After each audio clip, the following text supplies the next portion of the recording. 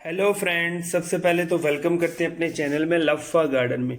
Friends, आज हम grow करने जा रहे हैं गुलेचीन, यानी चंपा भी कहते हैं इसे, पलमूरिया भी कहते हैं, और इसको हम कटिंग से ग्रो करना चाह रहे हैं।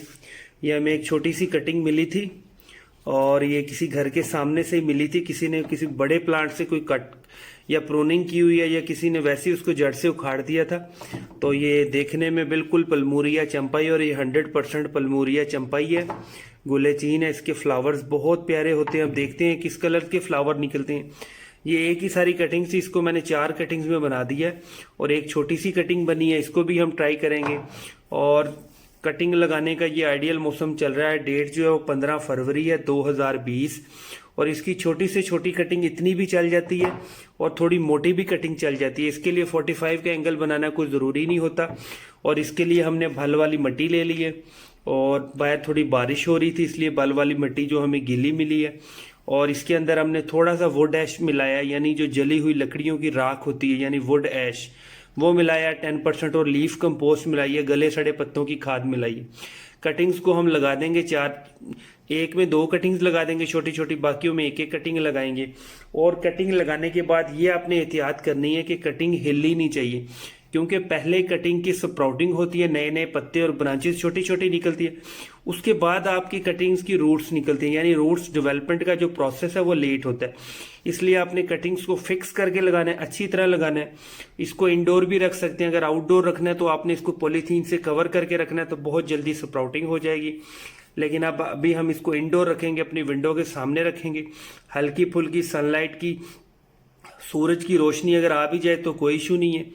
तो अब हम सारी अपनी कटिंग्स लगाते हैं और इसके अंदर छोटे छोटे सुराख करके अपनी कटिंग्स को फिक्स करके अच्छी तरह फिक्स करना है, ताकि कटिंग हिलने नहीं चाहिए। अब हम सारी कटिंग्स लगाते हैं। अपनी कटिंग्स हमारी लग चुकी हैं और हमने कम से कम 2 इंच कटिंग को, यानी हमारा जो कप है उसकी सॉइल के अंदर उसको डिग किया है। और ये वाली कटिंग देखें, और अगर ये उम्मीद तो है ये वाली कटिंग भी स्प्राउट होगी और इसकी यहाँ से भी ब्रांचेस निकलेंगी।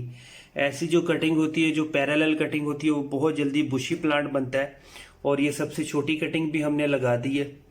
और अब देखेंगे, सबसे छोटी कटिंग ये वाली है हमारी। मतलब हमें यूं फील हो रहा है कि 4 कटिंग्स हमारी बिल्कुल परफेक्ट है और जो 5वीं है वो सबसे छोटी है। और हमने इस पर कोई रूटिंग हार्मोन नहीं यूज़ किया। अब सिर्फ और सिर्फ आपने कटिंग के लिए ये केयर करनी है कि यहाँ से जो कटिंग है इसको हिलना नहीं चाहिए। जब आप इसको उठाएं तो ये पूरा ही पॉट उठ जाना चाहिए, लेकिन आप इसको इस तरह ट्राई ना करें। लेकिन आपकी कटिंग जो है यहाँ से बहुत ज़्यादा फिट होनी चाहिए। अब हल्का हल्का हम पानी दे देंगे। पानी का मतलब ये होता है कि कटिंग्स जहाँ से ज़मीन के अंदर लगी है, जहाँ पे आप 45 के एंगल बनाते हैं, इस कटिंग के लिए तो कोई ज़रूरी नहीं होता, लेकिन 45 के एंगल वाली जगह तक मॉइस्चर चला जाए। और आपने कटिंग को हमेशा बहुत कम पानी देना होता है। एक बार पानी दे दिया, फिर आपने तब भी पानी देना है जब बहुत ज़्यादा कप की सॉइल जो है बिल्कुल ड्राई हो जाए।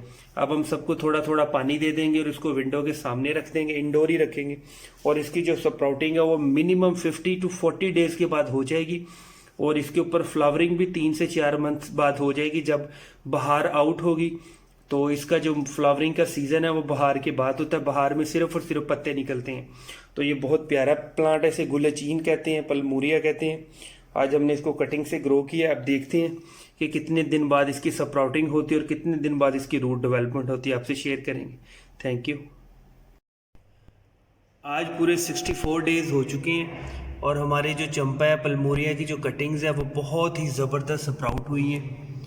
मतलब देखिए, 2 छोटे छोटे लीव्स भी आ गए और एक बहुत बड़ा लीव भी आ गया। हमारी टोटल 5 कटिंग्स थी, जिसमें से हमारी 2 कटिंग्स बिल्कुल फेल हो गई हैं। और ऐसा फील हो रहा है कि इनके चांसेस बहुत कम हैं।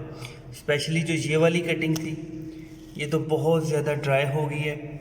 और असल वजह ये थी कि लॉकडाउन की वजह से हम इनको पानी नहीं दे सके थे। 30 से 40 दिन के लिए ये बिल्कुल ड्राई पड़ी रही थी। बल्कि अभी थोड़ी देर पहले मैं आया हूँ तो इनको मैंने फ़ौरन पानी दिया है और इनकी कुछ हालत बेहतर हुई है। इसकी जो कटिंग है, जो जिसका सबसे बड़ा पत्ता है, इसका पत्ता तो बिल्कुल मुरझा गया था, डाउन हो गया था। अब पानी देने के बाद 2 से 3 घंटे बाद कुछ थोड़ा एक्टिव हुआ है और इसमें थोड़ी जान आई है और बहुत ज़बरदस्त इसकी स्प्राउटिंग थी। ये जो सबसे छोटी कटिंग थी, जिसको हमने सबसे फालतू कटिंग समझा था कि इसको हमने सिर्फ और सिर्फ ट्रायल के तौर पे लगाया था कि शायद जर्मिनेट, शायद स्प्राउट हो या ना हो, लेकिन इसके हमें बहुत आउटस्टैंडिंग रिजल्ट्स मिले हैं। असल में जो पलमूरी है, चंपा है और इसको गुलेचीन कहते हैं, इसको पानी थोड़ा सा ज़्यादा चाहिए होता है। मतलब इतना ज़्यादा पानी नहीं चाहिए होता कि कीचड़ बन जाए। देखिए ये वाली जो कटिंग है इसमें ज़्यादा पानी हो गया, क्योंकि अभी थोड़ी देर पहले पानी दिया है, तो ये पानी थोड़ा थोड़ा ड्राई होने में थोड़ा टाइम लेगा। लेकिन इसको इतना पानी देना होता है, थोड़ा थोड़ा सा मॉइस्ट होना चाहिए। मतलब जो गमले की जो पॉट की मिट्टी है उसमें हल्का सा मॉइस्चर ज़रूर होना चाहिए। और ये देखिए इसकी रूट्स जो है, देखिए इसकी रूट्स ऊपर तक नज़र आ रही हैं। अभी 64 to 65 डेज़ हुए और इनकी स्प्राउटिंग बहुत ज़बरदस्त हुई है।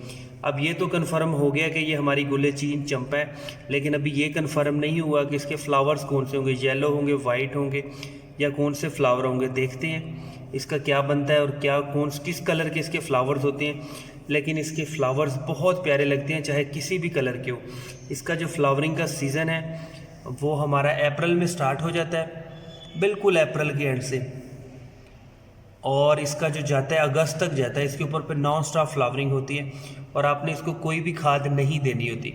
अगर आपने ज़्यादा से ज़्यादा कोई खाद देनी है तो इसके लिए कंपोस्ट है, ऑर्गेनिक कंपोस्ट आप थोड़ी सी दे दें, लेकिन बहुत ज़्यादा गोबर की खाद, DAP ऐसी कोई चीज़ नहीं देनी होती इसको।